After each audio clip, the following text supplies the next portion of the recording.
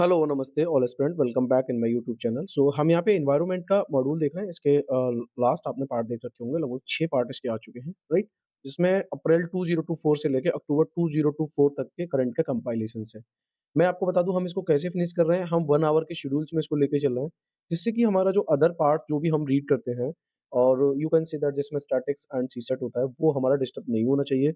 उसे हम आसानी से टैकल कर सकें और पीटी 365 को भी हम कंप्लीटली फिनिश कर लें, राइट? सो इस तरीके से हम इसको देख के चल रहे हैं, जिसने भी अगर ये वाला पार्ट देख रहे हो, तो ये पार्ट आपको समझ में नहीं आएगा।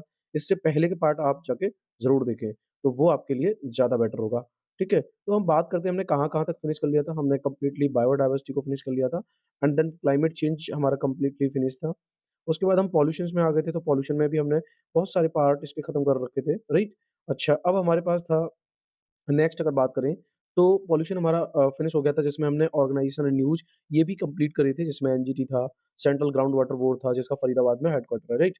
अच्छा, उसके बाद अब हमें देखना है सस्टेनेबल डेवलपमेंट, तो इसको थोड़ा-सा हम देखेंगे और मैं आपको बता दूँ कि हम किस तरीके से इसको फिनिश कर रहे हैं, ये आप पहले ही देख चुके होंगे कि हम कोई भी अगर टॉपिक देखते हैं, तो उसके साथ हम जो एमसीक्यू है, उसको ज़रूर टैकल करते हैं। हालाँकि कुछ क्वेश्चन्स मैंने ये आपको ये समझाने के लिए भी यहाँ पे ऐड करे हैं कि जो क्वेश्चन्स आपके थीम बेस्ड होते हैं, वो भी रिपिटिशंस मोड में होते हैं।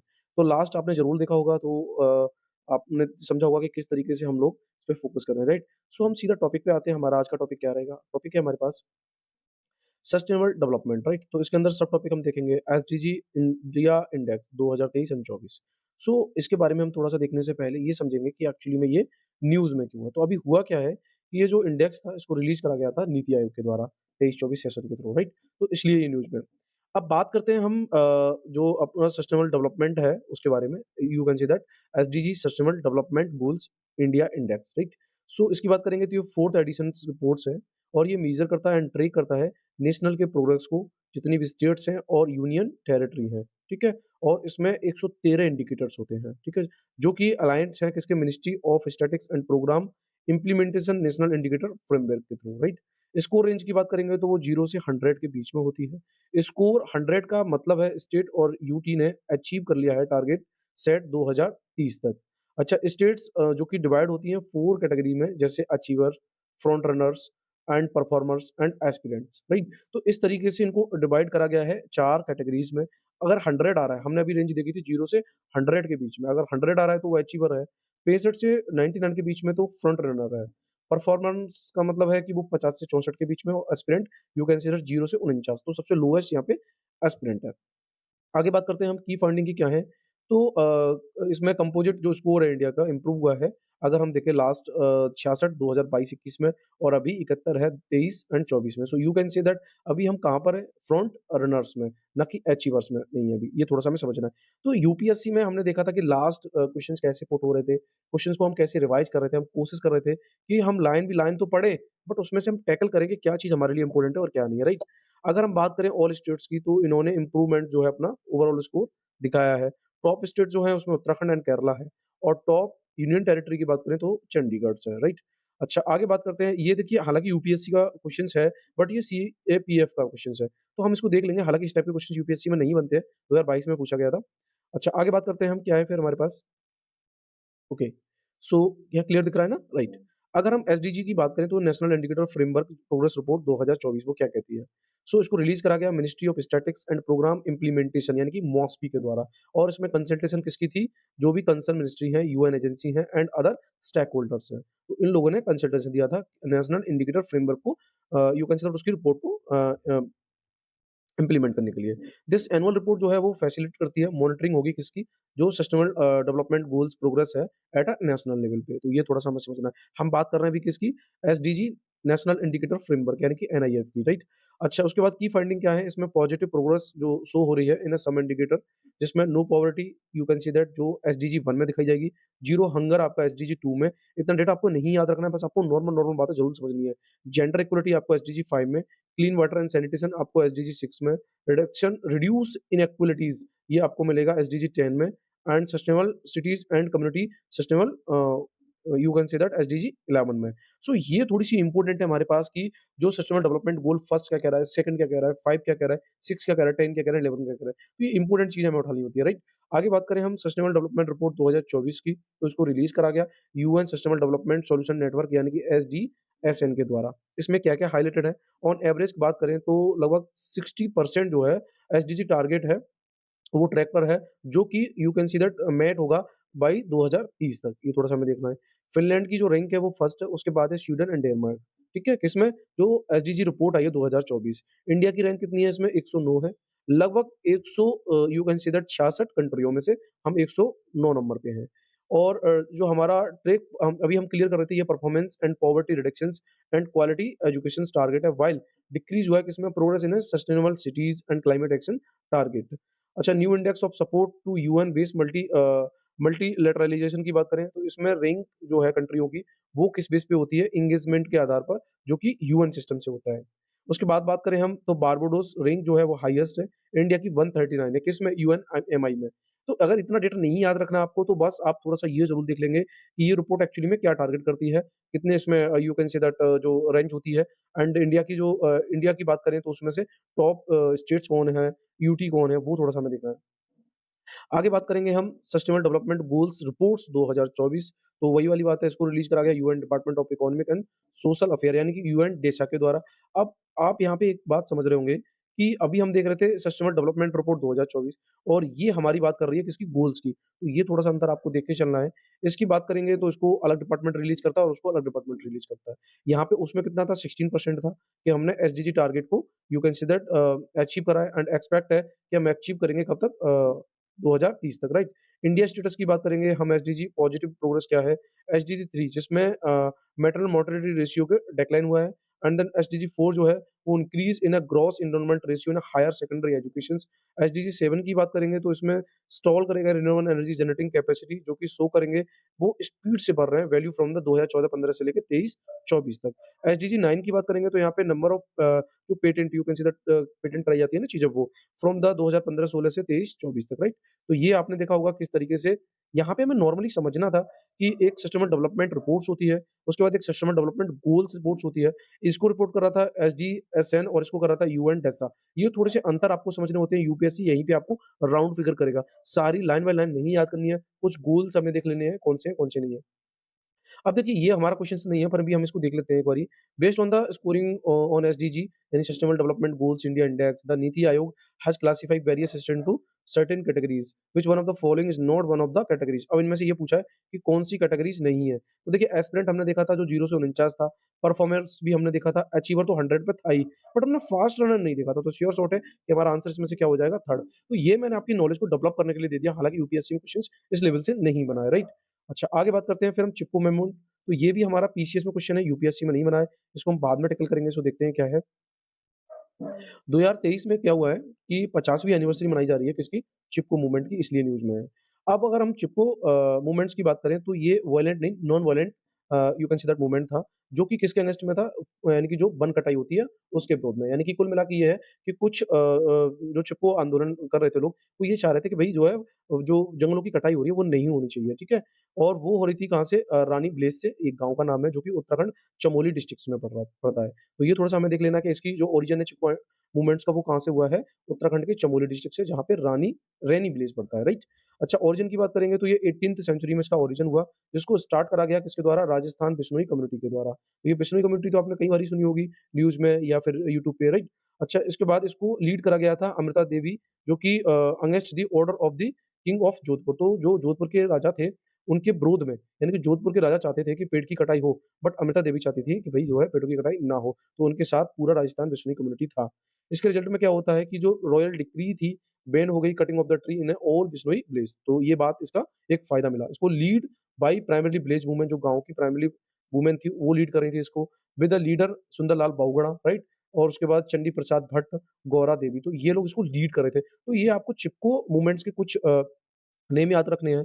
गाँव की वुमेन भी थी, सुंदरलाल बहुगुणा थे, चंडी प्रसाद भट्ट थी, गौरा देवी प्रसाद थे, राइट? उसके बाद अगर हम बात करें तो अमृता देवी भी थी इसमें, राइट? उसके बाद ये एक्चुअली में कलेक्टिव मोबिलाइजेशंस ऑफ वुमेन, जो manifesting of the philosophy of eco feminism. तो अब ये नहीं है कि आप ये नहीं कह सकते कि एनवायरनमेंट को बचाने के लिए ओनली मेल्स ही आते हैं, नहीं, यहाँ पे फीमेल भी थी, ठीक है? It is a philosophical and political movement था, ये थोड़ा-सा हमें याद रखना है। और ये एक्ज़ामाइन कर रहा था जो भी कनेक्शन है between the ecological concern and women's, right? तो ये थोड़ा-सा हमें देख के चलना है। आगे बात करेंगे इसी तरीके से और भी मूवमेंट है। तो आपको यहाँ पे कीवर्ड्स क्या निकालना है? यूपीएससी में क्या पूछा जाएगा? ये पूछा जाएगा कि 50वीं एनिवर्सरी मनाई जा रही है। नहीं, ये नहीं पूछा जाएगा। आपसे ये पूछा जाएगा एक्चुअली में इससे रिलेवेंट कौन था? कहाँ स्टार्ट हुआ ये? किसने स्टार्ट किया? कौन-कौन लोग थे? राइट? अच्छा, आगे बात करते हैं तो इसी तरीके से और भी मेजर एनवायरमेंटल मूवमेंट्स हैं, जैसे साइलेंट वैली मूवमेंट्स है। ये चलाया गया था हाइड्रो इलेक्ट्रिक डैम के अगेंस्ट में, ठीक है? कहाँ पे? कुंड रिवर्स पे इन पलक्कड़, केरला में। इसी तरीके से अपिक्को मूवमेंट्स है, अपिक्को, इसको लीड कर रहे थे कौन? पांडुरंग हेगड़े, जो कि कर्नाटका वेस्टर्न घाट में पड़ता है। उसके बाद है नर्मदा बचाओ आंदोलन, ये 1985 में। अब देखिए, हो सकता है आपसे ये अरेंज ऑर्डर में पूछ ले। मेरी बात समझ रहे हो ना? अब अरेंज ऑर्डर में से आप देख रहे होंगे ये silent valley 1973, Appiko movement 1983, Narmada बचाओ आंदोलन 1985, तो ये थोड़े से आपसे अरेंजमेंट पूछ सकता है, तो ये डेट ज़रूर आपको एक बारी देख लेनी है।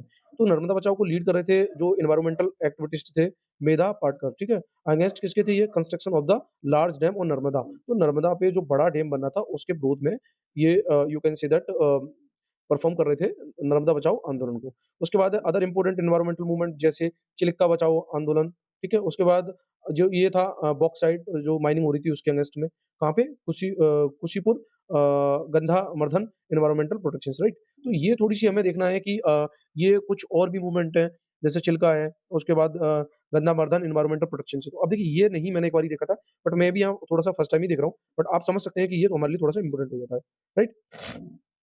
सॉरी।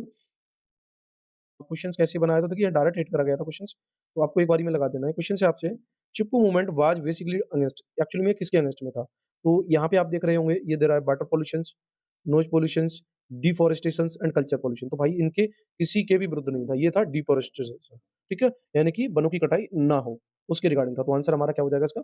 थर्ड, क्लियर है? तो देखिए यहाँ पे जहाँ यूपीएससी का क्वेश्चंस बना है, वो हमने टैकल किया है, लास्ट वीडियो जाके देखेंगे आप। यहाँ पे हमें नहीं लग रहा क्वेश्चंस नहीं बना है, बट हम उसको थीम थोड़ा-सा देख के चल रहे हैं, राइट? आगे बात करते हैं फिर हम। ऐसी बात नहीं है, लास्ट अगर हम 10 से पहले क्वेश्चन देखें, तो चिपको मूवमेंट में क्वेश्चंस बने हैं ऑरेंज ऑर्डर में। बट हम बात कर रहे हैं अपने 5-6 साल 10 साल पुराने क्वेश्चंस की। अब हम बात करते हैं नेक्स्ट टॉपिक क्या है? System of environmental economic accounting यानी कि सीए। अब ये क्या है भई? ये न्यूज़ में क्यों है? तो union ministry of statistics and programme implementation जिसे हम मॉस्पी कहते हैं। इसने रिलीज़ करे हैं 7th इश्यू किसके invest India 2024 environmental accounts, right? तो ये थोड़ा-सा हमें देखना है। अब बात करते हैं न्यूज़ में क्यों है? इन्वेस्ट क्या है? यानी इनवी स्टेट्स बोलेंगे हमसे। तो एनवायरमेंटल स्टैटिक्स यानी कि एनवायरमेंट्स का स्टैटिक्स सांख्यिकी, राइट? इसको कंपाइल करा गया है किस अकॉर्डिंग? सिया के अकॉर्डिंग। अब सिया क्या है? सो ये हम देख रहे थे अभी system of environmental economic accounting framework, right? अच्छा ये प्रोवाइड क्या करता है? ये इन्फॉर्मेशन प्रोवाइड करेगा एनवायरनमेंट के बारे में एंड मोस्ट इम्पोर्टेंट क्या-क्या चेंज हो रहे हैं, क्या मेन फैक्टर हैं जो इन्फ्लुएंस करते हैं एनवायरनमेंट को। ये सब बताएगा हमें कौन? एसईईए, राइट? अच्छा आगे बात करेंगे तो पब्लिकेशन इंक्लूड्स इसमें 4 एरिया हैं, जैसे एनर्जी अकाउंट्स है, ओशियन अकाउंट है, soil nutrient index and biodiversity है। तो आपके लिए यूपीएससी में क्वेश्चंस बन सकता है कि एसईई यानी कि system of environmental economic accounting, so ये 4 एरियाओं को कवर करता है, ये थोड़ा-सा हमें देखना है। 2024 की जो रिपोर्ट है इन स्टेट्स की, वो क्या है? तो इंडिया ने इमर्ज करा है world leader in sorry right. So world leaders in energy transitions में लगभग 72% इंक्रीज़ हुआ है नंबर और 16% इंक्रीज़ हुआ है एरिया, टोटल प्रोटेक्टेड एरिया, ठीक है? 2000 से लेके 2023 तक। अब ये प्रोटेक्टेड एरिया क्या होता है? प्रोटेक्टेड एरिया आपने सुना होगा जहाँ पे किसी भी चीज़ को कंज़र्व किया जाता है, राइट? इसमें कवरेज हुए हैं लगभग मैंग्रोव वो इंक्रीज़ हुआ है 8% 2013 से लेके 21 तक की डेटा के अकॉर्डिंग, राइट? अब बात करें हम यही एसईई यानी कि सी ये क्या है? तो ये एग्री इंटरनेशनल फ्रेमवर्क है, जो कंपाइलेशन है एनवायरमेंटल एंड इकोनॉमिक अकाउंट्स ये हम पहले ही देख चुके हैं। ये डिस्क्राइब करता है जो भी इंटरेक्शन है बिटवीन किसके इकोनॉमी एंड एनवायरनमेंट के बीच में और स्टॉक्स एंड जो भी चेंज है एनवायरमेंटल एसेट्स में, राइट? ये 2 साइड्स होती हैं एसईई की। तो एक है एसईई सेंट्रल फ्रेमवर्क यानी कि जिसे हम एसईई सीएफ बोलेंगे और एक है हमारे पास you can say the system of environmental economic accounting ecosystem accounting जिसे हम ईए बोलेंगे, राइट? अब हमारे पास सीएफ क्या बोलता है? तो ये मेज़र करेगा जो भी एनवायरमेंटल एसेट्स हैं, इंडिविजुअल रिसोर्स हैं एंड इकोनॉमी यूज्ड देम जिसमें timber, water, fish, soil include होगा। भाई सीधी-सी बात है सेंट्रल फ्रेमवर्क है, उसके बाद इकोसिस्टम अकाउंटिंग में क्या होगा? ये मेज़र करेगा सर्विस जो कि प्रोवाइड की जाती है इकोनॉमिक और ह्यूमन एक्टिविटी में, जिसमें फॉरेस्ट है, रिवर है, कोरल रीफ्स हैं। तो ये थोड़े से आपको देख के चलने हैं, राइट? अदर इनिशिएटिव भी ली गई हैं इंडिया के एनवायरमेंटल अकाउंट्स को लेके। सो जैसे एक नेशनल स्टैटिस्टिक्स ऑफिस है यानी कि एनएसओ है, जो कि मॉस्पी के अंडर में है। ये मैंडेट करता है कि development of environmental statistics and methodology of national resource account for India. इसी तरीके से मॉस्पी रिलीज़ करता है strategy for environmental economic accounts in India 2022-23। अब इतना डाटा कहाँ याद रहने वाला है? थोड़ा-थोड़ा हमें देख के चलना है। इंडिया जो है वो पार्टिसिपेट्स करता है किसमें? Natural capital accounting and valuation of ecosystem service में। अगर हम एनसीएवीईएस की बात करेंगे तो उसको लॉन्च करा गया यूनाइटेड नेशंस स्टैटिस्टिक्स डिवीजन यानी कि यूएनएसडी के द्वारा एंड यूएनपी और सेक्रेटरीट ऑफ सीबीडी 2017 में, ये थोड़ा-सा हमें देखना है। और फर्स्ट इन्वेस्टेड की बात करेंगे तो उसको रिलीज़ करा गया 2018 में, इसकी रिकमेंडेशन पे सर प्रथा दास गुप्ता कमिटी के द्वारा, राइट? तो ये थोड़ा-सा हमें देख के चलना है।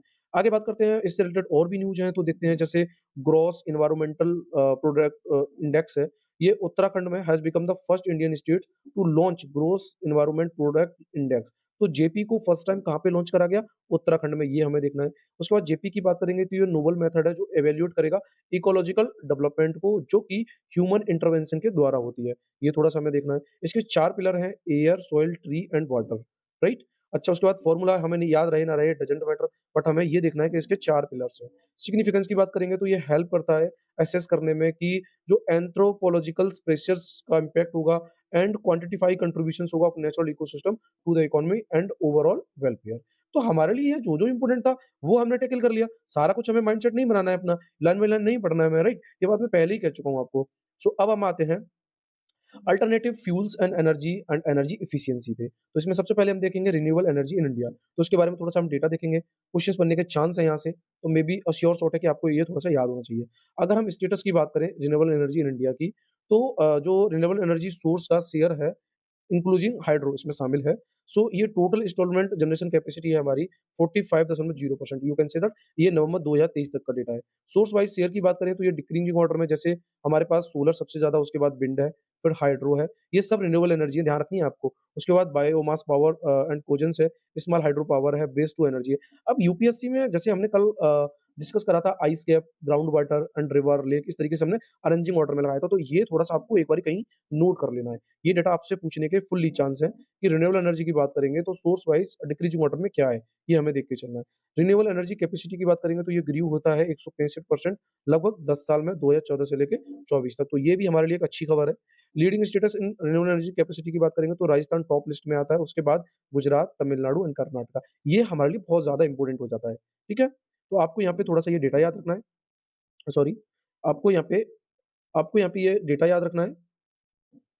ओह सॉरी, डेटा याद रखना है एंड देन स्टेट्स याद रखनी है, ठीक है? अच्छा, आगे बात करेंगे तो ग्लोबल स्टैंडिंग की बात करें तो रिन्यूएबल एनर्जी में कहाँ पे हम स्टैंड करते हैं, तो 4th हमारी रैंक्स है, जो रिन्यूएबल एनर्जी इंस्टॉलमेंट कैपेसिटी में है, और 4th हम विंड पावर कैपेसिटी में भी है, ठीक है?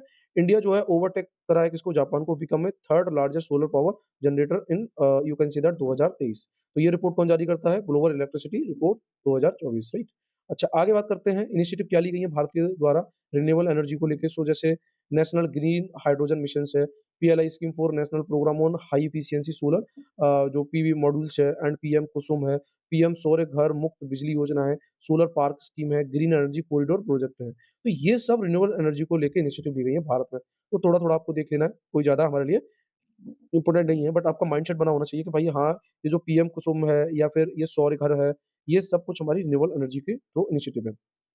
अब बात करेंगे हम टारगेट की, रिन्यूएबल एनर्जी इंडिया में क्या है? सो नॉन फ्यूजल हम बात करते हैं, नॉन फ्यूजल्स फ्यूल्स एनर्जी कैपेसिटी है, वो हम 500 गीगावाट करेंगे 2030 तक, ठीक है?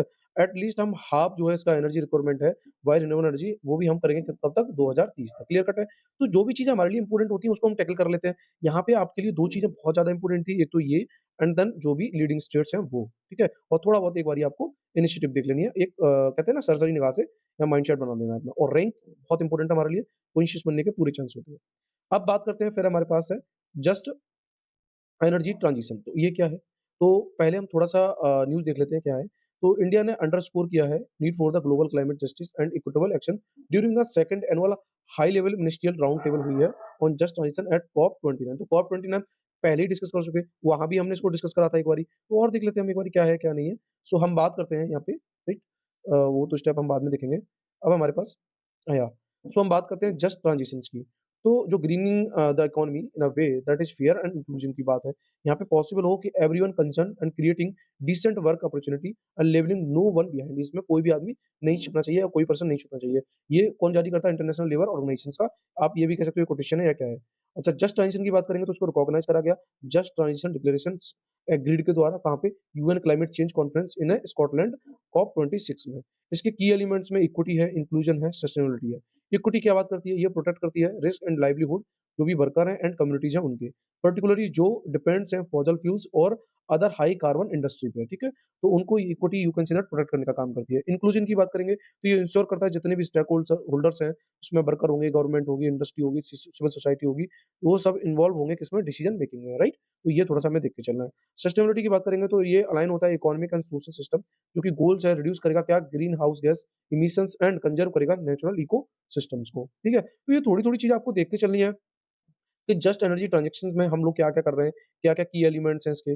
अब बात करते हैं हम इवोल्यूशंस की कि एक्चुअली में इसका इवोल्यूशन कैसे हुआ जस्ट ट्रांज़िशन का इन यूएनएफ ट्रिपल सी डिस्कशंस में। सो पेरिस एग्रीमेंट सबसे पहले हम बात कर लेते हैं। हमारे पास है corp 21 2015 Paris agreement, right? So यहाँ पे क्या हुआ पेरिस एग्रीमेंट ने प्रिएम्बल एक्सप्लिसिटली मेंशन करा कि imperatives of A just transition of the workforce and the creations of quality job. तो ये कुल मिला के इसको you can see that first time intro करा गया एंड ये क्रिएट करेगा क्वालिटी जॉब को लेके, ठीक है? कॉप 24 में क्या होता है 2018 कोटा 22 में, तो यहाँ पे सेलेसिया डिक्लेरेशन हुआ on A सॉलिडेटरी and just transition इसको एडॉप्ट करा गया।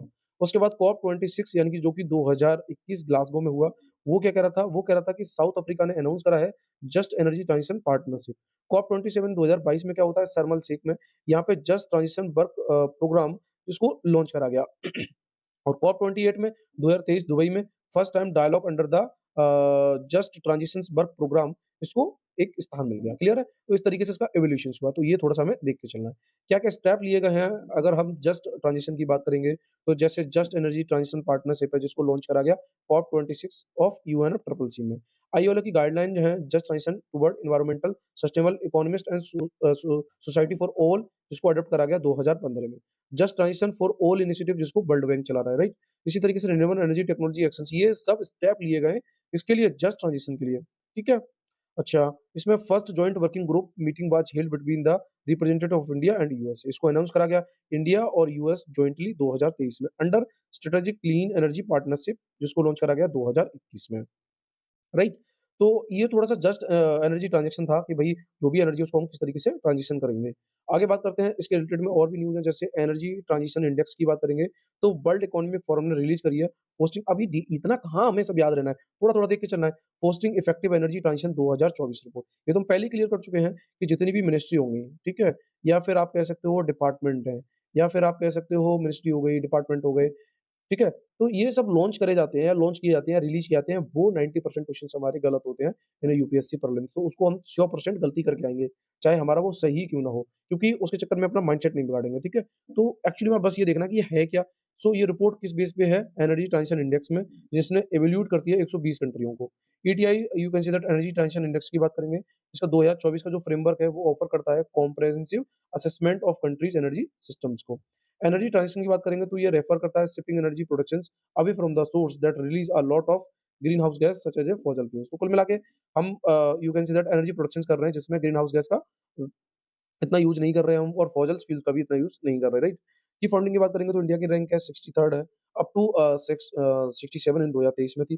टॉप 5 परफॉर्मर की बात करेंगे तो Sweden, Denmark, Finland, Switzerland and France हैं और 6 जी20 कंट्री यानी कुल मिला के जो जी20 कंट्री हैं, 20 कंट्रियों में से 6 कंट्री भी यू कैन से दैट इसमें इन्वॉल्व है एनर्जी ट्रांजिशन इंडेक्स में। सो जैसे फ्रांस है, एनर्जी है, ओह सॉरी जर्मनी है, राइट? एंड ब्राज़ील है, China, UK and USA, right? तो इस तरीके से आपको देख के चलना होता है कि क्या हमारे लिए इम्पोर्टेंट है और क्या नहीं इम्पोर्टेंट है। आगे है हमारे पास ऑफशोर विंड एनर्जी। अब हमारे पास है यहाँ पे टॉपिक ऑफशोर विंड एनर्जी। अब देखिए ये तो एक ऑफशोर होता है, एक ऑनशोर होता है। तो ऑनशोर तो आपको पता ही होगा जो कि you can say that field area है। ऑफशोर का मतलब है समुद्र का एरिया, राइट? सो या समुद्र के नीचे कह सकते हो आप। तो अब ये एक्चुअली में न्यूज़ में क्यों है वो देखते हैं। तो अभी कैबिनेट ने अप्रूव करा है वेबिलिटी गैप फंडिंग स्कीम, ठीक है? किसके लिए? ये इम्प्लीमेंटेशन करेगी ऑफशोर विंड एनर्जी प्रोजेक्ट्स को। क्लियर कट है? तो पहले हमें एक बार ये देख लेना पड़ता है कि न्यूज़ क्या है, ठीक है? और वो न्यूज़ किसके रिगार्डिंग है बस, उसके बाद थोड़ा-थोड़ा हम देख के चलेंगे, ठीक है? तो अब आप एक यहाँ बात समझेंगे अच्छी तरीके से, यूपीएससी जब भी आपको मौका देगी तो आपको पूछेगी कि भई ये क्वेश्चन जो है, जैसे वायबिलिटी गैप फंडिंग स्कीम है, जो कि किससे रिलेटेड है? तो आपको ध्यान रखना है ऑफ शोर से, ना कि ऑन शोर से। क्वेश्चन यही पूछेगा, कई बारी आपने देखा होगा पीटी 365 के यहीं से क्वेश्चन डायरेक्ट हिट हो जाता है, ठीक है? अब इस स्कीम की बात करें तो उसकी नोडल मिनिस्ट्री है, ministry of new and renewable energy है। ठीक है? इसका मेन एम क्या है? ये इंस्टॉलेशन करेगी एंड कमीशनिंग करेगी 1 gigawatt of offshore wind energy projects को। ठीक है? और 500 जो हम मिलीवाट की बात करते हैं, each of coast of Gujarat and Tamil Nadu, right? अच्छा, आगे बात करते हैं। फिर हम उसके बाद बायोमेट्रिक गैप फंडिंग, अब ये ऑफशोर से रिलेटेड है, ये तो हमें क्लियर कट हो गया। तो उसकी बात करेंगे तो cabinet committee on economic affair, इसने 2005 में अप्रूव करा था इसको, राइट? यानी कि वायबिलिटी गैप फंडिंग को स्कीम को, और स्कीम जो है वो फाइनेंशियल सपोर्ट कर रही थी ट्रिपल पीपीएस इंफ्रास्ट्रक्चर को, क्या पे as a central sector scheme के लिए थी। अब सेंट्रल सेक्टर क्या है? मतलब कुल मिला के ये है कि 2005 में जब इसको अप्रूव करा गया तो ये सेंट्रल सेक्टर स्कीम के रूप में थी। सेंट्रल सेक्टर का मतलब होता है जहाँ गवर्नमेंट की 100% फंडिंग होती है, स्टेट्स की फंडिंग नहीं होती, राइट? इसको एडमिनिस्ट्रेट कौन कर रहा था? अगर हम इस स्कीम की बात करें तो department of economic affair, ministry of finance, ठीक है? इसका एम था कि ये सपोर्ट करेगी इंफ्रास्ट्रक्चर प्रोजेक्ट को। अब सीधी-सी बात है, हम समुद्र के अंदर विंड एनर्जी की बात कर रहे हैं, तो हम वहाँ पे कोई ना कोई इंफ्रास्ट्रक्चर तो हम यूज़ करेंगे ना, तो उस प्रोजेक्ट को सपोर्ट करने का काम ये वायबिलिटी गैप फंडिंग कर रही थी।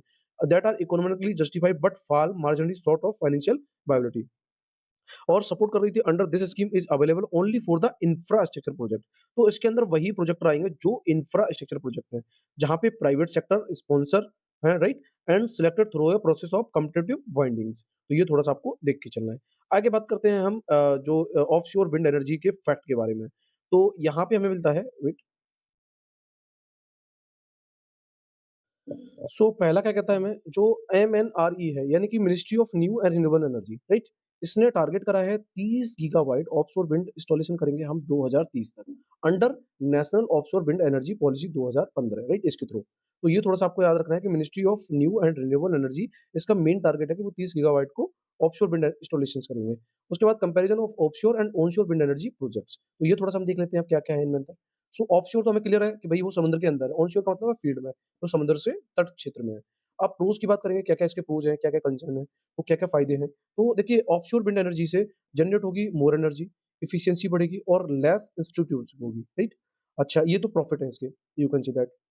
अब जैसे थोड़ा-सा हम इसी में देखने की कोशिश करते हैं, जनरेट मोर एनर्जी, तो जो आपका MW more energy than the onshore turbine due to large turbine. तो अब देखिए, जब हमें क्या होता है कि टरबाइन लगाने होते हैं ना, तो हम वहाँ पे बड़ा टरबाइन लगा रहे हैं, कहाँ पे? ऑनशोर में, और यहाँ पे हम शॉर्ट टरबाइन लगा रहे हैं, ठीक है? उसके बाद एफिशिएंसी की बात करेंगे तो wind at sea are stronger, तो सी मतलब समुद्र में जो हवा होती है वो ज़्यादा स्ट्रॉन्ग होती है and blow in the same direction and more often as comparison to the onshore, ठीक है?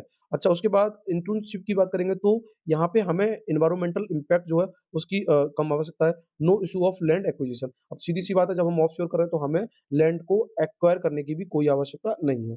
अच्छा, ऑनशोर का क्या है? विंड एनर्जी प्रोजेक्ट, इसका क्या हमें अप्रोच है? तो ये कॉस्ट इफेक्टिव है, ठीक है? तो ये इस मतलब इसमें ज़्यादा खर्चा होता है as comparison to the sorry, cost effective है किसके कंपेयर में? ऑफशोर के कंपेयर में, और ये क्विक इंस्टॉल हो जाती है। भाई सीधी-सी बात है, मेरे को एक काम करना है समुद्र के नीचे और एक काम करना है मेरे समुद्र से बाहर, यानी कि तटीय क्षेत्र में, ठीक है? फील्ड में। तो वहाँ मैं इंस्टॉलेशन ज़्यादा कर लूँगा। अब वहाँ आप देख रहे हैं समुद्र के नीचे वही चीज़ ज़्यादा महँगी लगेगी, टाइम लगेगा उसमें, टाइम कंज्यूम होगा, ठीक है? लोअर ट्रांसमिशन लूज़ है with less than voltage drops, proven technology and reduce wear and tear. कुल मिला के ये है। अच्छा, कंसर्न क्या है? इसमें transmissions and distribution processing is tedious and need more infrastructure, तो ये बात तो हम पहले ही कर रहे थे। एक्चुअली में ये मोर इंफ्रास्ट्रक्चर जो है, वो कंसर्न है किसका? ऑफशोर का, और यहाँ पे हमें ज़्यादा इंफ्रास्ट्रक्चर की आवश्यकता नहीं होती ऑनशोर में, और ये हाई मेंटेनेंस कॉस्ट आती है और इसमें कॉस्ट इफेक्टिव होती है, ये देखना है हमें। और दूसरी बात है ऑनशोर की, ये नॉइज़ पॉल्यूशंस होते हैं इससे, ठीक है? और unpredictable wind speed and directions होती है। Limits on land availability and landscape, अब देखिए, यहाँ पे हम लैंड को एक्वायर नहीं कर रहे थे, बट यहाँ पे हमें लैंड एक्वायर करनी पड़ेगी, तभी तो हम विंड एनर्जी प्रोजेक्ट लगा पाएँगे ना डियर, राइट? तो ये थोड़ा-थोड़ा आपको देख लेना था कि ऑफशोर और ऑनशोर में। तो हमारे लिए अगर हो सकता है कंपैरिज़न में क्वेश्चन बने, तो हमें ये देखना पड़ेगा कि प्रोस क्या है, प्रोस में 2-3 चीज़ें आप याद रखेंगे, ठीक है? और ये ज़रूरी नहीं है क्वेश्चन यहाँ से पूछे, मैं फिर कह रहा हूँ। आपका माइंडसेट बना होना चाहिए, बस आपको ये पता है कि ऑफशोर जो है वो महँगा होता है और ऑनशोर जो है वो सस्ता होता है, बस। उसके बाद अपने आप निकाल लोगे आप इसे। चलिए, फिर हम आगे चलते हैं, आगे हमारे पास क्या है? अब देखिए, क्वेश्चन्स नहीं आ रहा है तो मैं यहाँ पे नहीं ले रहा हूँ किसी भी चीज़ को, और जो आ रहा है क्वेश्चन उसे हम ज़रूर टैकल कर रहे हैं। सो हम देखते हैं क्या है हमारे पास। ये है हमारे पास नेशनल ग्रीन हाइड्रोजन मिशन्स। अच्छा, अब ये क्या है भई, उसको देखते हैं। तो ministry of new and renewable energy यानी कि एमएनआरई अभी हम पढ़ रहे थे, इसने रिलीज़ करी है स्कीम गाइडलाइन इसके लिए development of standard and regulatory framework under the national green hydrogen missions, ठीक है? अच्छा, इसकी क्या-क्या गाइडलाइन है वो देखते हैं। तो जैसे बजटरी आउटले की बात करें तो इसमें लगभग 200 करोड़ रुपए खर्च होगा 25-26 फाइनेंशियल ईयर तक, ये देखना है हमें, ठीक है? ग्रीन हाइड्रोजन की बात कर रहे हैं। अब ये सीधी-सी बात है, ये भी एनवायरमेंटल के रिगार्डिंग है।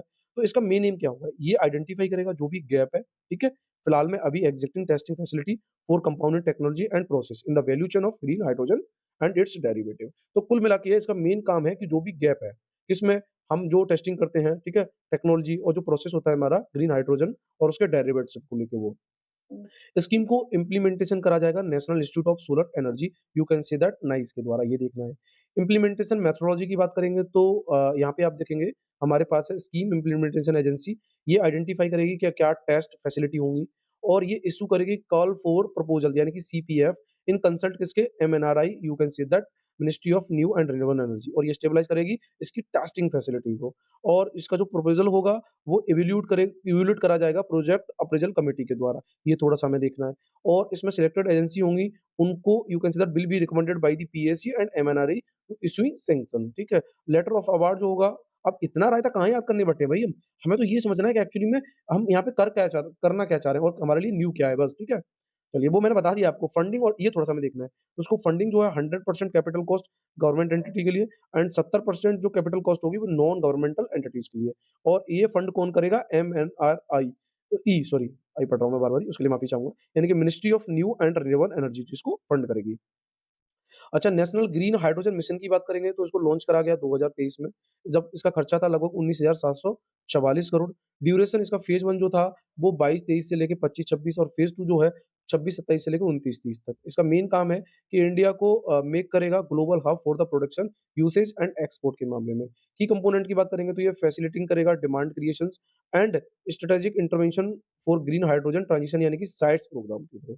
पायलट प्रोजेक्ट की बात करेंगे ऑफ स्टील, मोबिलिटी, ठीक है? मोबिलिटी, डिसेंट्रलाइज़्ड एनर्जी एप्लीकेशंस, और इसको डेवलप करा गया ग्रीन हाइड्रोजन हब के द्वारा। इसमें 3 पोर्ट्स हैं जिसमें दीनदयाल कांडला पोर्ट जो कि गुजरात में पड़ता है, पारादीप उड़ीसा, और उसके बाद चिदम्बरम जो तूतीकोरन तमिलनाडु में पड़ता है। तो ये थोड़ा-सा हमें याद रखना है कि एक्चुअली में जो डेवलपमेंट है ग्रीन हाइड्रोजन हब कहाँ-कहाँ हो रहा है।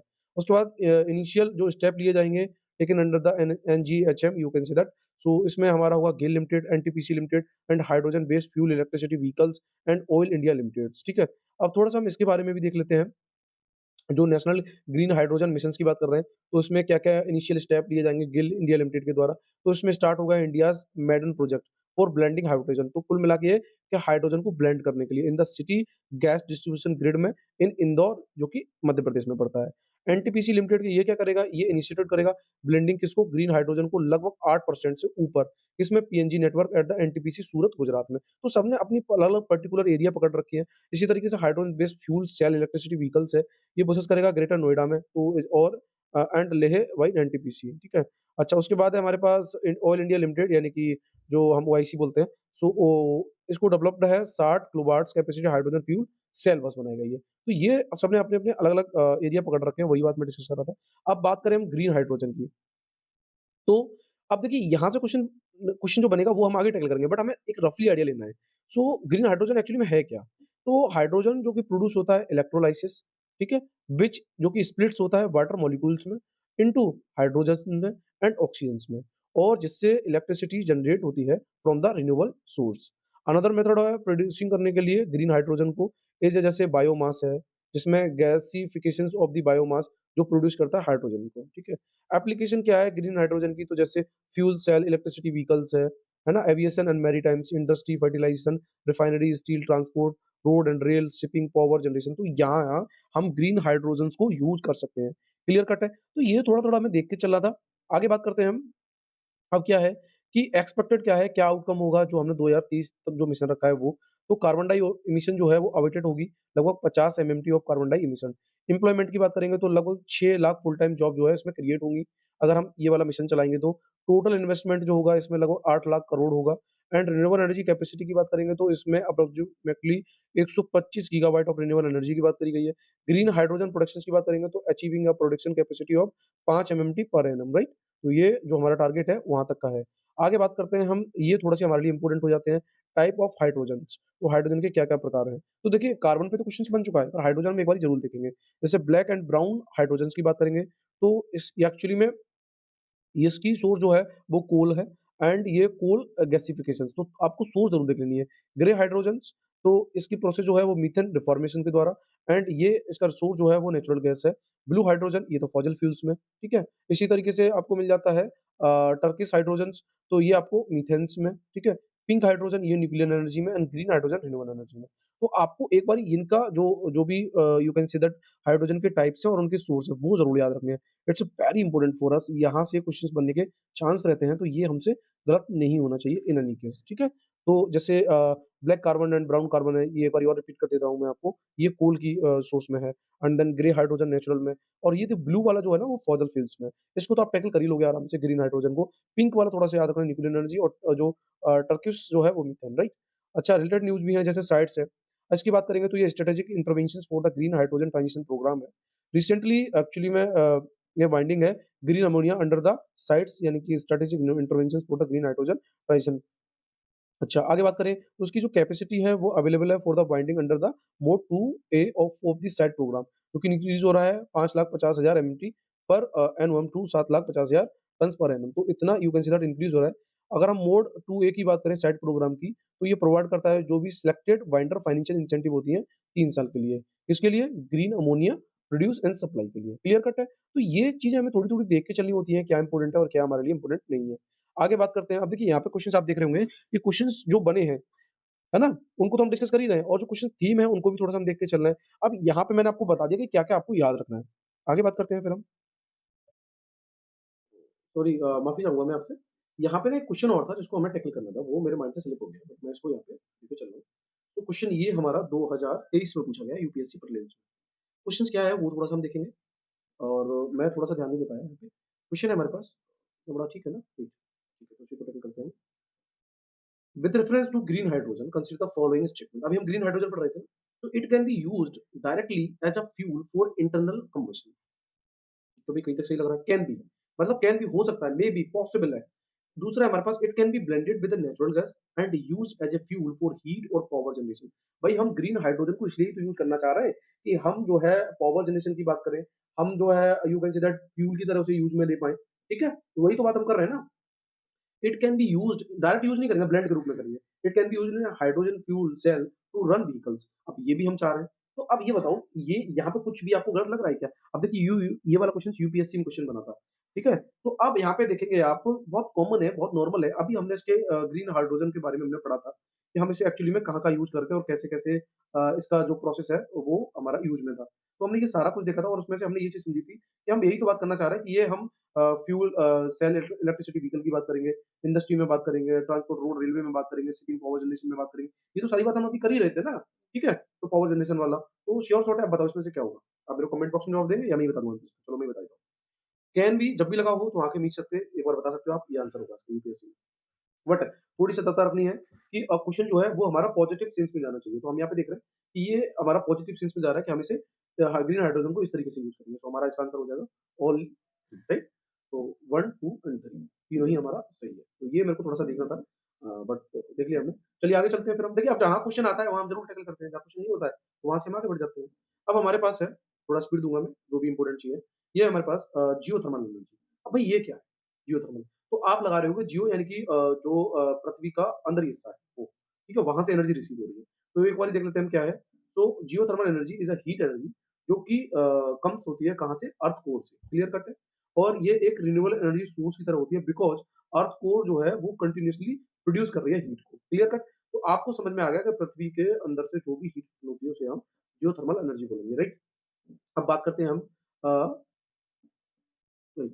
तो अब हम बात करते हैं क्या ये न्यूज़ में क्यों है? तो अभी हुआ क्या है कि जो जियोथर्मल पावर पोटेंशियल है, उसमें लगभग 10,600 मेगावाट जो है, हम आइडेंटिफ़ाई करेंगे इंडिया को, ठीक है?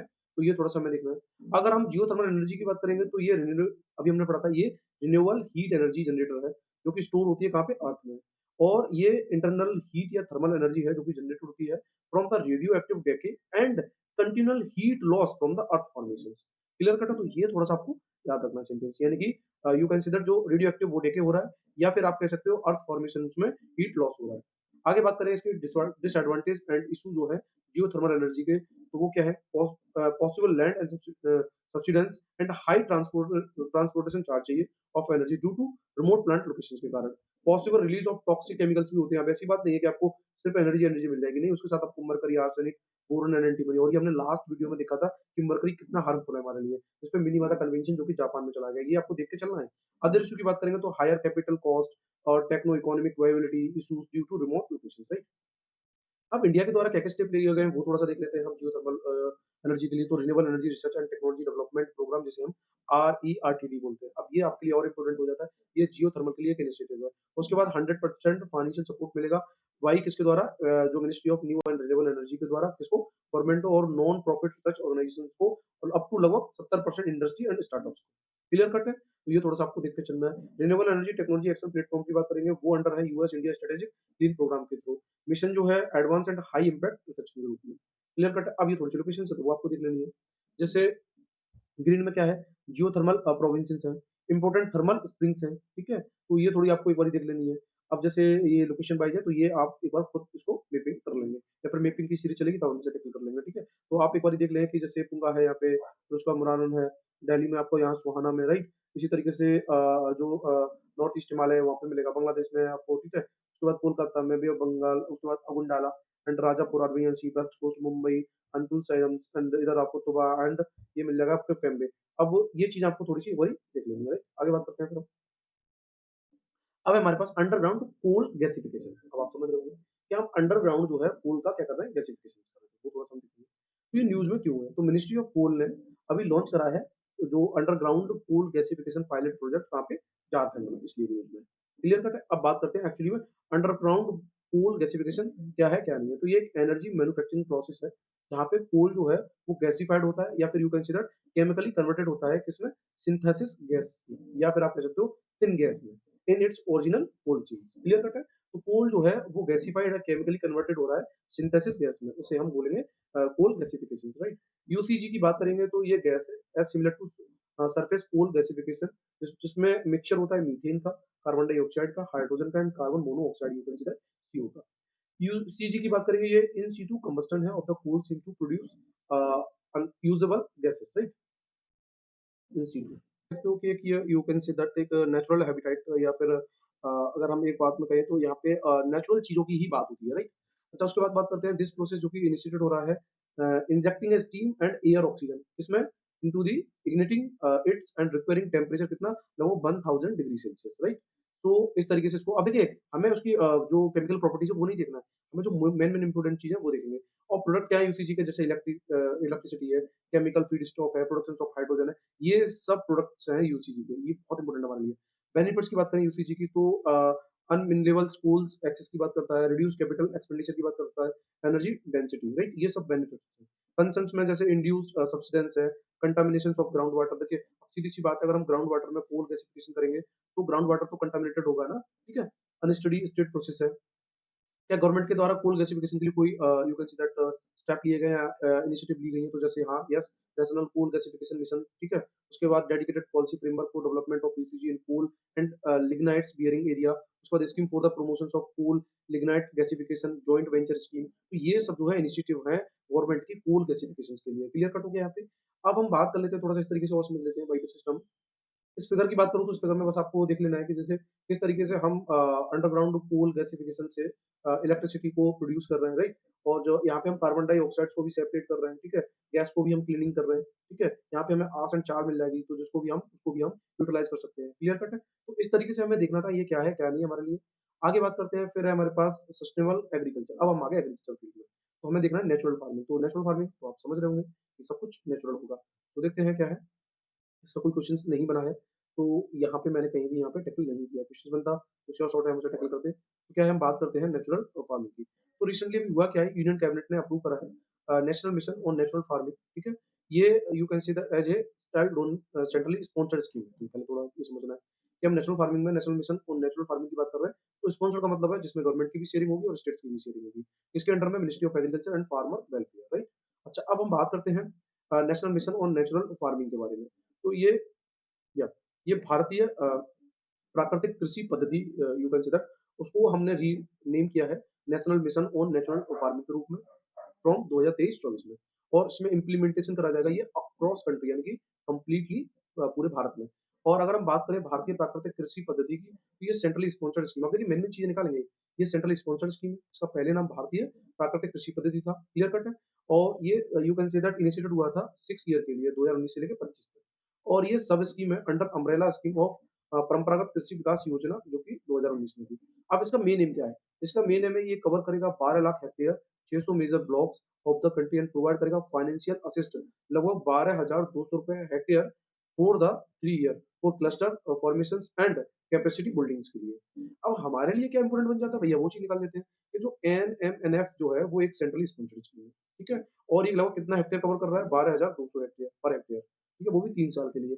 इससे पहले इसका नाम क्या था? ठीक है? अभी इसको लॉन्च किसके अंडर में करा गया? Ministry of agriculture and farmer welfare के थ्रू। आगे बात करेंगे की फीचर की, तो इसमें 15,000 क्लस्टर यू कंसीडर जिनमें बिलिंग होगी ग्राम पंचायत की। तो ये क्लस्टर जैसे होता नहीं हमने बना दिए कि इतने एरिया में इतना, इतने में इतना, ठीक है? नेचुरल फार्मिंग की बात करेंगे तो ये लगभग 7.5 लाख हेक्टेयर एरिया से इनिशिएटेड होना चाहिए लगभग 2 साल के लिए, क्लियर है? अदर कंपोनेंट्स हैं इस मिशन के जैसे बायो इनपुट्स रिसोर्स सेंटर है, मॉडल डेमोंस्ट्रेशन फार्म है, कृषि सखी है। ये अब देखिए कृषि सखी का मतलब क्या होता है? ये लोग गाँव-गाँव में जाके और जो भी किसान होते हैं उनको हेल्प करते हैं। तो ये भी इसके you can see that component है। तो एक बारी आपको सर्च इंजन लगा से देख लेनी है कि ये इसके कंपोनेंट्स हैं। नेचुरल फार्मिंग की बात करेंगे तो ये देखिए मैंने पहले ही कहा था कंप्लीटली नेचुरल होगा, केमिकल फ्री होगा, लो इनपुट होगा, क्लाइमेट रेजिलेंट फार्मिंग सिस्टम होगा और ये किस बेस पे होगा? You consider livestock and locally available resource while eliminating synthetic agrochemicals. तो इसमें आप कह सकते हो जो सिंथेटिक एग्रोकेमिकल्स होते हैं उसको एलिमिनेट करा जाएगा, उसकी कोई जरूरत नहीं है। स्टेट जो है जो प्रैक्टिस कर रहे हैं नेशनल फार्मिंग की तो उनमें सबसे पहले आपको आंध्र प्रदेश, छत्तीसगढ़, केरला, गुजरात, हिमाचल प्रदेश, झारखंड मिल जाएगा, राइट? अगर हम बेनिफिट की बात करें क्या-क्या बेनिफिट होंगे हमें नेचुरल फार्मिंग से, तो इससे यील्ड बढ़ेगी, ठीक है? और जो सोइल माइक्रो बैक्टीरिया है वो रिविटलाइज होंगे और सोइल की हेल्थ इंप्रूव होगी, बेटर सोइल बायोलॉजी होगी। कुल मिला के सारे कुछ इससे वही फायदे होंगे जिससे हेल्थ को सोइल का एसिडिफिकेशन नहीं बढ़ेगा, आम भाषा में याद रख सकते हैं। और ये एग्रो बायोडायवर्सिटी को इंप्रूव करेगा, more judicious usage of water, small carbon, nitrogen footprints, use of bio including nutrient content and increase the bioavailability of the human. तो सारी चीजें वही हैं। अच्छा, आगे बात करते हैं हम यहाँ पे फिर हमें मिल जाता है ऑब्जेक्टिव क्या है natural mission on natural farming का, तो वो थोड़ा-सा देख लेते हैं। ये तो हम पहले ही पढ़ चुके हैं। फिर भी एक बारी हम इसको मार लेते हैं निगाह क्या है। ये प्रमोट करेगा नेचुरल फार्मिंग जो कि प्रैक्टिस है, प्रोवाइड करेगी safe and nutrients food for all के लिए। सपोर्ट फार्मर जो कि रिड्यूस हो सके किससे? इनपुट कॉस्ट ऑफ कल्टीवेशन से, right? And dependency to the externally purchase input जो हम बाहर से चीज़ें आती हैं, उन पे हम जो है डिपेंडेंट रहते हैं, उनसे हम यू कंसीडर अपने आप को सेव कर पाएँ and thereby increasing their income और जिससे उनकी कमाई भी बढ़े। तो सारी चीज़ें नॉर्मल ही है। कुछ ज़्यादा कुछ नहीं है, बस थोड़ा-थोड़ा देखते चलना है। इससे क्रिएट होगा स्टैंडर्ड और certifications procedure and the branding of natural farming product for the national और इंटरनेशनल मार्केट में भी। Popularisation integrated agriculture animal husbandry models based किस पे? देसी काऊ एंड लोकल रिसोर्स के ऊपर। Collect and valid and document natural farming के जो भी प्रैक्टिस होंगे being practice in a various parts of the country. तो बहुत नॉर्मल इसके ऑब्जेक्टिव है, बहुत आराम से आपको समझने हैं, ज़्यादा नहीं है। अब कंपोनेंट में और भी है नेचुरल फार्मिंग जैसे बीजा अमृत है। जीवामृत है, मल्चिंग है, ठीक है? वापसा है, प्लांट प्रोटेक्शन है, ये थोड़े-थोड़े आपको देख लेने हैं। तो बीजामृत क्या एक्चुअली में क्या कहता है? ये बात करता है कि हम ट्रीटमेंट करेंगे जो हम सीड करते हैं उसको किस तरीके से यूज़ करेंगे जिसमें हम काऊ का जो यू कंसीडर काऊ का जो गाय है उसका गोबर मिलाएँगे, उसकी यूरिन मिलाएँगे एंड उसमें लाइम बेस्ड फॉर्मुलेशंस के आधार पे, ठीक है? उसे हम बोलेंगे बीजामृत। क्लियर कट है? तो ठीक है, हम सीड्स का किस तरीके से ट्रीटमेंट कर रहे हैं, यानी कि गाय का गोबर, उसका यूरिन एंड देन लाइम। उसके बाद जीवामृत की बात करेंगे तो act as a bio stimulant के रूप में काम करेगा ये और ये प्रमोट करेगा जो भी एक्टिविटी है माइक्रो ऑर्गेनिज्म जो होते हैं इन सोइल में। मल्चिंग क्या है? तो ये कवर करेगा सॉइल सरफेस जिसमें लाइव क्रॉप्स एंड स्ट्रॉ जैसे आप कह सकते हो जो डेड प्लांट बायोमास होते हैं उनको कंज़र्व करेगा बाय द मॉइस्चर के द्वारा। तो मल्चिंग आप समझते हैं ना? जैसे फॉर एग्जांपल ये प्लांट्स है और इस प्लांट के ऊपर मैंने क्या करा धूप से बचाने के लिए इसको मैंने ढक दिया किसी भी चीज़ से और आफ्टर दैट फिर क्या होता है कि ये कंपोस्ट हो गया और इसी से इसको एनर्जी मिलने लगी, ठीक है? प्लांट प्रोटेक्शन की बात करेंगे तो ये स्प्रे होगा बायोलॉजिकली कॉन्कोइशंस टू प्रिवेंट करेगा paste, disease and weed problems को। तो आपको एक बारी ये कंपोनेंट जो है ना वो ज़रूर देख लेने हैं। ये 4-5 कंपोनेंट्स हैं किसके? नेचुरल फार्मिंग के, राइट? अब आप यहाँ कन्फ्यूज़ नहीं हो जाना कि बीजामृत जो है वो एक्चुअली में नेचुरल फार्मिंग का कंपोनेंट नहीं है। यस, ये it's a component of the natural farming. Clear cut है? आगे बात करते हैं। Organic versus natural farming system की बात करेंगे तो सिमिलरिटी है दोनों में।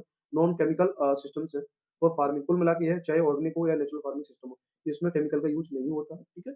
And you can say that ये रेजर्वेशंस ऑफ नेचुरल न्यूट्रिएंट रिसाइक्लिंग की बात करते हैं, crop rotation and multiple cropping की बात करते हैं। अब थोड़ा-सा हम इस तरीके से और समझ लेते हैं कि क्या इनपुट होंगे, क्या सॉइल करेक्शंस होगा, तो वो और समझ में आ जाएगा। जैसे ऑर्गेनिक फार्मिंग की बात करेंगे तो इसमें off farm purchase organic and biological inputs, तो कुल मिला के इसमें इन्वॉल्व होंगे जो भी जो off farm organic and biological inputs है। इसमें कोई भी एक्सटर्नल इनपुट्स की हमें आवश्यकता नहीं होती। One farm inputs based on the desi cow, हमें एक देसी गाय की ज़रूरत पड़ती है। जैसे हम गुरुकुल में जाएँ, अगर आपने गुरुकुल देखा होगा तो यहाँ पे हम देखते हैं, देखिए थोड़ा-सा वॉइस गड़बड़ाया होगा, उसके लिए मैं माफ़ी चाहूँगा, ठीक है? सो ये क्लियर कट है कि क्या-क्या इन्क्लूड हो रहा है। जैसे आप गुरुकुल में जाते हैं, तो गुरुकुल में आपने देखा होगा कि वहाँ पे सारा जो-जो कुछ होता है, वो टोटल नेचुरल फार्मिंग के थ्रू होता है। जो भी सीट होती है, 80-75 सीट होती है, बच्चे वहाँ पढ़ते हैं, तो वो सब कुछ जो भी यूज़ करते हैं, वो नेचुरल होता है। आगे, इसमें सॉइल करेक्शन की बात करेंगे, तो इसमें हमें नीड होती है बेस्ड सॉइल करेक्शंस की through the natural mine minerals के द्वारा। इसमें कंपोस्ट का यूज़ होता है, वर्मी कंपोस्ट का यूज़ होता है, minerals and you can see that ये सब इसमें नॉट अलाउड राइट? या सो इसमें you can see that use of compost, vermi compost and minerals ये सब नॉट अलाउड किसमें? नेचुरल फार्मिंग में। एग्रो प्रैक्टिस की बात करेंगे तो इसमें जैसे प्लोइंग है, टिल्टिंग है, मतलब जो आप कहते हैं ना हम मिट्टी को प्लोइंग कर रहे हैं, टिल्टिंग कर रहे हैं, मिक्सचर ऑफ मैन्योर है, बीडिंग है, यू कैन सी दैट ये सारी प्रैक्टिस इसमें होती हैं। बट नेचुरल फार्मिंग की बात करें, ज़्यादा अंतर नहीं है, थोड़ा-थोड़ा अंतर है। ये आप देखिए, ये आप देख रहे होंगे हम जो मिनरल्स है उसका यूज़ कर रहे हैं, बट यहाँ पे देख रहे हो आप हम नहीं कर रहे हैं नेचुरल फार्मिंग में। यहाँ पे decomposition of organic matter by the micro and earthworms is increase to soil surface. तो कुल मिला के जो ये जो केचू होते हैं, अर्थवर्म होते हैं, यू कैन से दैट उसको हम यहाँ पे सॉइल सरफेस पे छोड़ते हैं जिससे कि वो उसे डिकम्पोज़ कर पाएँ, राइट? कॉस्ट की बात करेंगे तो मोर एक्सपेंसिव है due to need of organic manure और ये लो कॉस्ट है। अब देखिए, हमारे लिए अंतर क्या है? आपको थोड़ा-थोड़ा देखना है कि जैसे हम कंपोस्ट या वर्मी कंपोस्ट को हम नेचुरल फार्मिंग में यूज़ नहीं करेंगे, ठीक है? दूसरा ये लो कॉस्ट है और यहाँ पे मोर एक्सपेंसिव है as comparison to the natural farming. अब देखिए हैं दोनों एक ही, पर इनमें थोड़ा-थोड़ा अंतर है, यही देखना होता है हमें, राइट?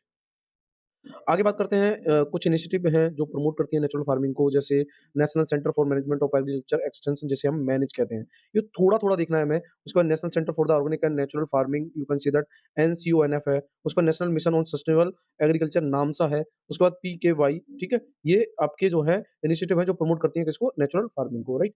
आगे देखते हैं फिर हमारे पास है नेशनल पेस्ट सर्विलांस सिस्टम यानी कि एनपीएसएस ये क्या है? इसको थोड़ा देखेंगे हम। तो सबसे पहले हम समझ लेते हैं एक्चुअली में ये है क्या?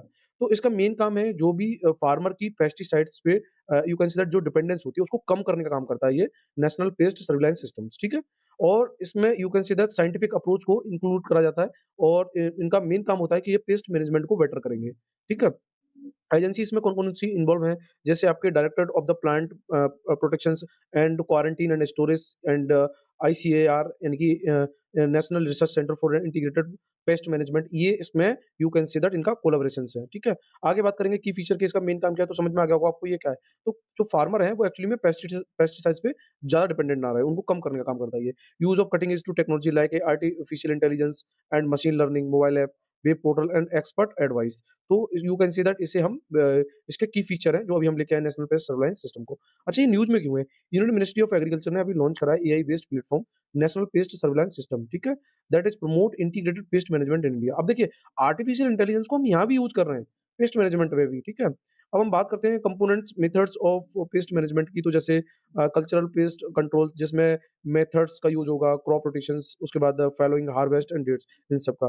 फिजिकली और मैकेनिकल कंट्रोल की बात करेंगे तो यूज़ ऑफ मैकेनिकली मेथड और टेक्निक लाइक जैसे हैंड पिकिंग पेस्ट है, insect based on their behaviour है, बायोलॉजिकल कंट्रोल है एंड केमिकल कंट्रोल है। तो आप देख रहे हैं कि इस तरीके से हम इसको मैनेजमेंट करेंगे, हालाँकि ये सारी चीज़ आपको नहीं देखनी है। चलिए आगे बात करते हैं हम।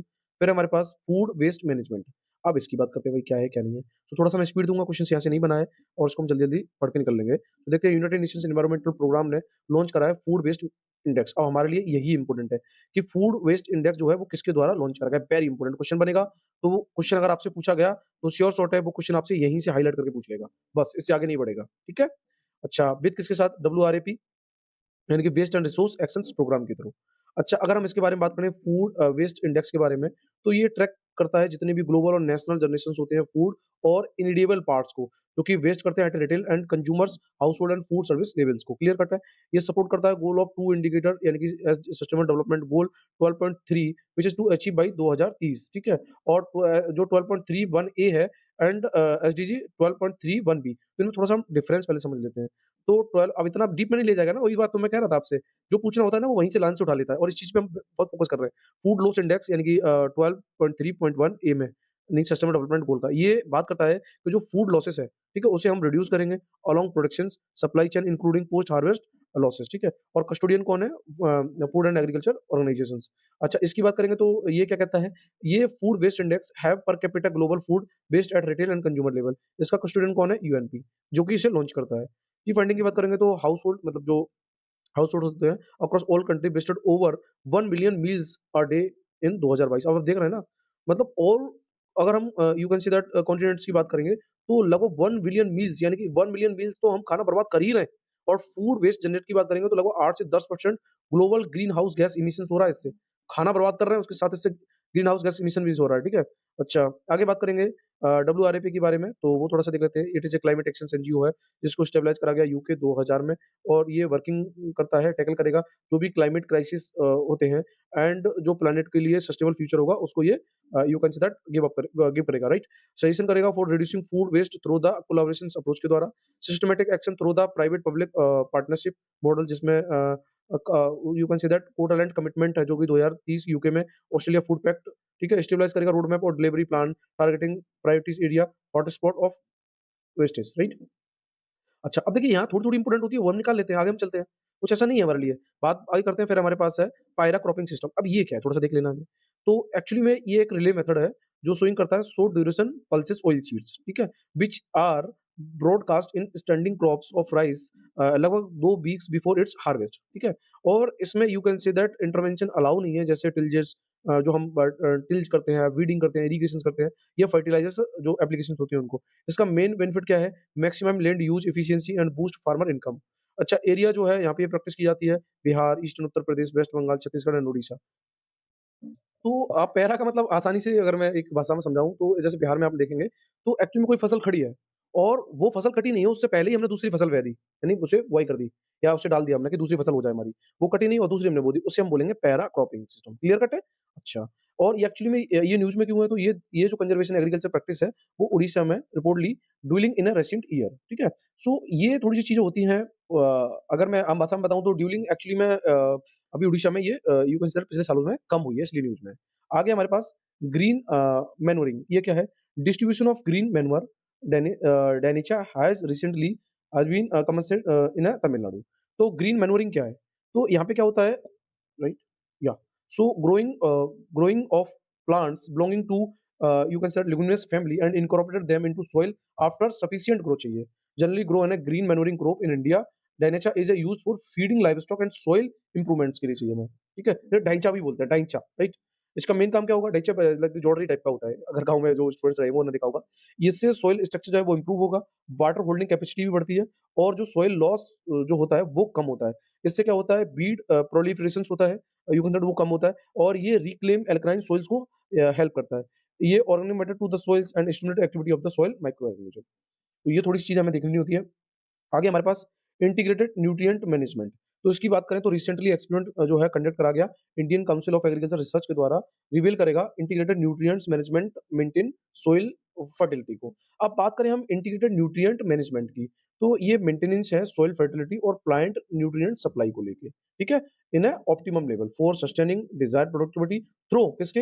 Optimisation of benefit from all possible source of organic, inorganic and biological component in an integrated manner. इसका मेन सिग्निफिकेंस क्या है? ये एनहांस करता है सॉइल फर्टिलिटी को, उसकी हेल्थ को और सस्टेनेबल क्रॉप प्रोडक्शन को और फूड सिक्योरिटी को, राइट?